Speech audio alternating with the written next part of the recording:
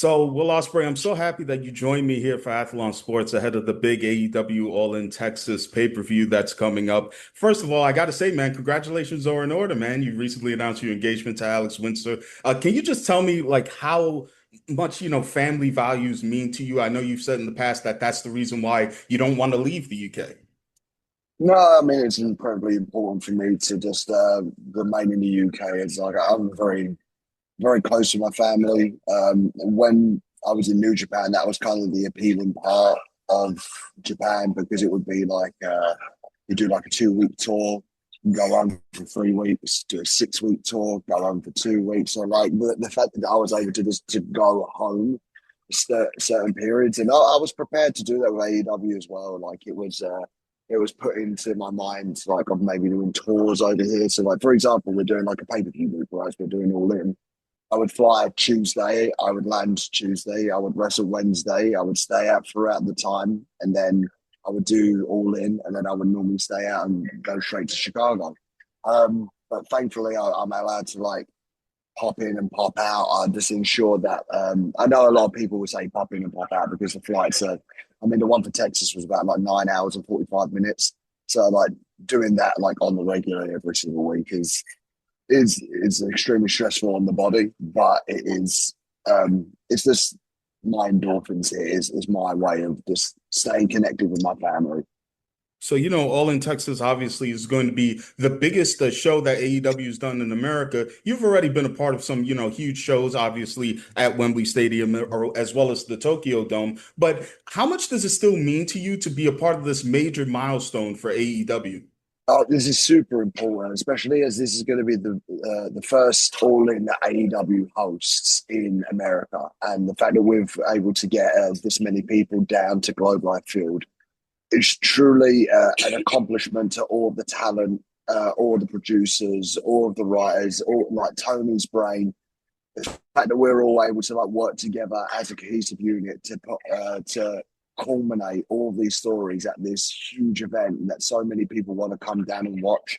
It's incredibly important to me because if this goes well, I just think this changes wrestling. And you're somebody that's always prided yourself on delivering outstanding performances. And obviously, most of those matches come in, singles matches. But can you tell me the difference? Like, what are some of the differences in you achieving your goal for, your matches when in this particular case, it's a tag team match? I mean, like a lot of people forget, I started as a tag wrestler when I was in the UK. Like myself and I used to team with guys with Alex Esmail. But the real thing that like I locked my teeth into in the UK is I was part of the Swords of Ethics with one of my best friends, Paul Robinson, and he's over here now. We're just enjoying the Texas sun and just like getting to show him this side of the job, which is like real nice for me. Um, but I've always wanted to do tag wrestling beforehand. It was just the singles route took off for me. So I'm very versed and very prepared to be in this scenario and in this position. I'm looking forward to seeing what myself and Swerve can do against the Bucks because listen, look, the Bucks, without a shadow of a doubt, of like I think maybe we the goated tag team now. I do feel like it's the conversation has kind of ended now. Who is one of the greatest tag team on the planet? And I do think it is the Young Bucks. So getting to do uh, a match of this caliber with all the stakes on the line against guys that I do have a lot of respect for, and I do have a lot of gratitude for, is um, it's truly an honor. And the fact that we are gonna deliver, like between the four of us, myself, Swerve, and the Bucks, like our brains work extremely different to what a lot of people think they do. So I think we are going to pull out all the stops this Saturday.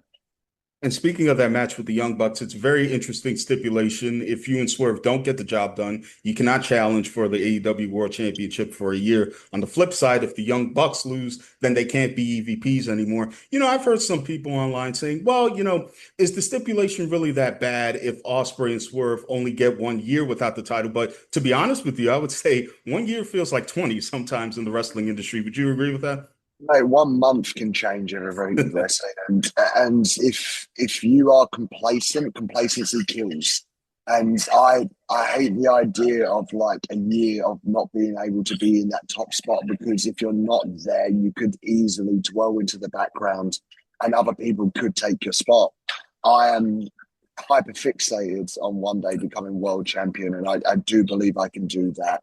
I don't want to give up that right and that opportunity to challenge for the world title. So it's going to be an interesting development to see like which team does come out, because there's stories going everywhere now, and it's amazing when you hear people go like AEW and tell stories, and it's just kind of like, well, you're not watching the show clearly then, because there are stories left, right, and centre, and they're all going to be culminated this Saturday.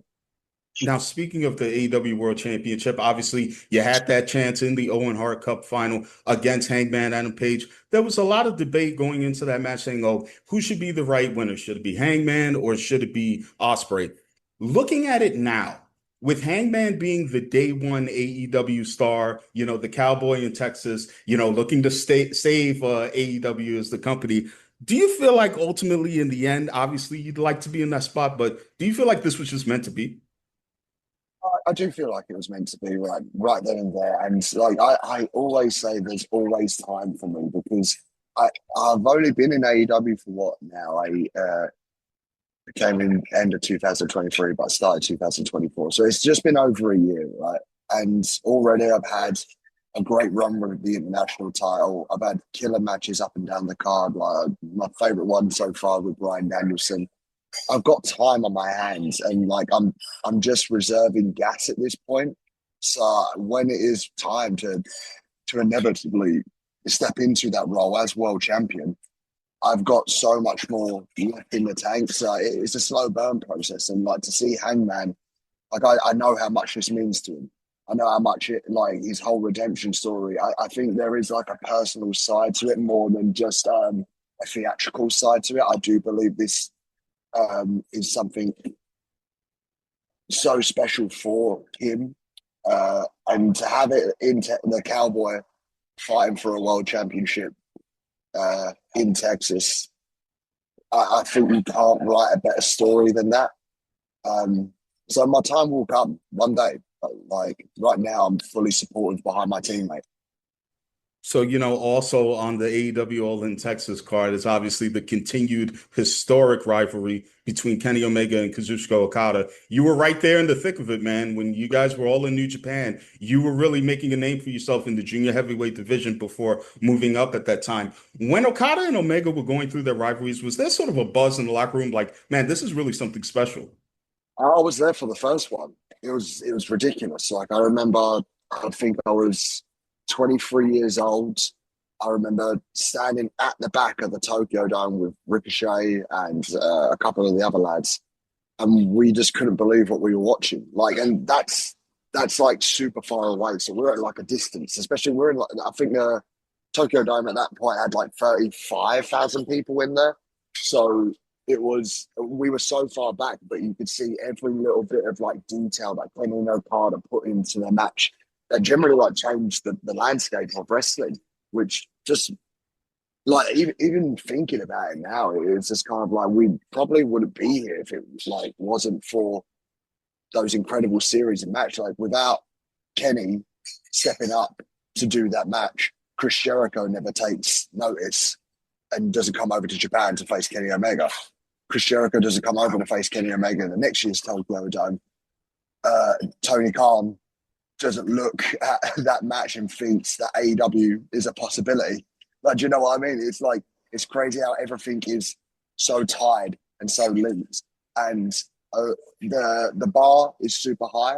But if I know Kenny and if I know Okada, no one puts more pressure on themselves than those two. And on the night, I feel like we're going to witness something so incredibly special in Texas. So shifting gears back to your tag team partner this weekend, Swerve Strickland, you gotta, give it to him for his story. I mean, he's always felt like he should be in that main event spot. Finally got a chance to prove it in AEW. Can you just talk to me about, Swerve Strickland just as a performer and the belief that he had in himself when maybe others didn't to get to the spot that he is in now? I remember when I was teaming with Swerve up over in the UK independent scene. Like me and Swerve have been boys for ages. He's always looked after me. I'll be honest with you. We've always just like kind of been on the same page, and I think that's just because we have a similar interest in what wrestling could look like, and a similar flow in terms of our style and presentation. I always knew, like, he used to come out to "Ain't Nobody." Yeah, he used to come out to that song, right? And even when we used to watch back then, I said, like, it is a star in the making, man. And to see what he has gone through, like, and a load of people like moan about the opportunity that was given, but like people need to sometimes remember Swerve used to be on the receiving end to a lot of losses and a lot of defeats, and a lot of times he would have to be on the losing end of the stick. But he ate every single one, took it on the chin. And I remember the day that he said he wants to be the first black world champion. And I think unanimously, we all just went, yeah, that's the guy. If it's going to be anyone, it's going to be him.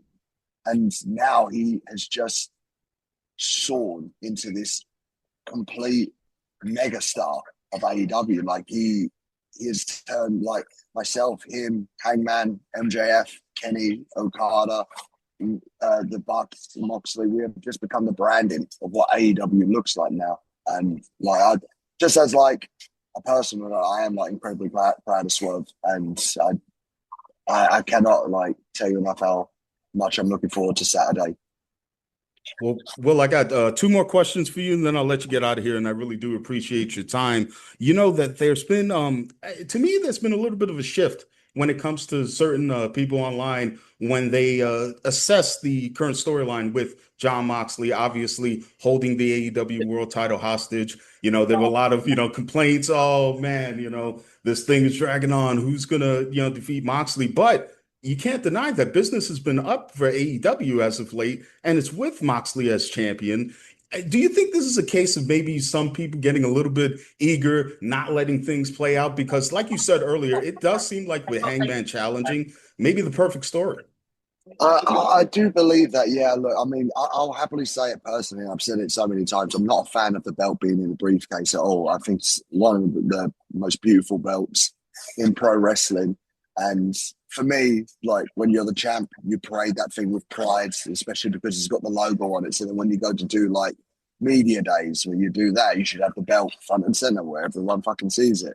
But now being here, I think there is an anticipation, and Moxley has clearly had a belief in, no, I know this is going to work. And at first, I feel like there was a lot of doubt, and there was a lot of things that needed to be shifted to keep fans' attention. I feel like that's done now, and I feel like it's something that's like a lot of fans are hyper fixated on a day one guy stripping that belt from the briefcase and raising it up high, and having that like connection again, and seeing something that is like very important to not only a lot of wrestlers but like the fans as well. So like, I must say it's not that I had any doubts with Moxley, because like, this is like, I'll happily say, like, Moxley was one of the reasons that I signed with AEW. I've got so much respect for him. But even though I had a little bit of doubt going into this, but seeing the results and seeing how the anticipation for the world title match on Saturday is, it's going to be extremely special. And like, a lot of people can say, you know what, I'm starting to like it now. I feel like a lot of long-winded storylines, like at first, you don't really like it because it's not it's not exactly card for card like what the usual is. But he had a vision, he stuck with it, and everyone has now finally come on the ride. And I've got to say, it is like, the excitement is definitely here. Like, I remember when I landed, I said there is something in the air this week, and I feel like, honestly, if everything goes well, wrestling changes this week. So this will be the last one for me, Will. When AEW All in Texas is all said and done, what are you hoping that the fans are saying about your tag team match with Swerve against the Young Bucks? I hope we are a part of something incredibly special. I mean, look, there's not one match on this card where you can go like, oh, this guy needs time and that guy needs time and this and these girls need time and that. Like every match is truly special and has stakes to it and stories all combinated and also looking towards the future as well. Of course, I'm gunning and I'm aiming to steal the show from everybody and just go as balls to the wall as physically possible. But the thing that I'm most looking forward to is as a team, I feel like we've all collaborated. Like every single person on our roster has all spoken to one another and are tuned in to like what is going to make the show better. We're all laser locked in. And I honestly think fans are going to walk away from this going wherever All In goes next, I'm going to travel for it because the entire week has been fun. Like we started off with Dynamite. We had that incredible Dynamite go home show with the limo being destroyed and everyone out there like having fun. We had an amazing collision. We had like a karaoke night. We've got like Ring of Honor today. We had an amazing like fan expose heading around the place as well. It is just there is something magical in the air right now when it comes to AEW, when it comes to professional wrestling.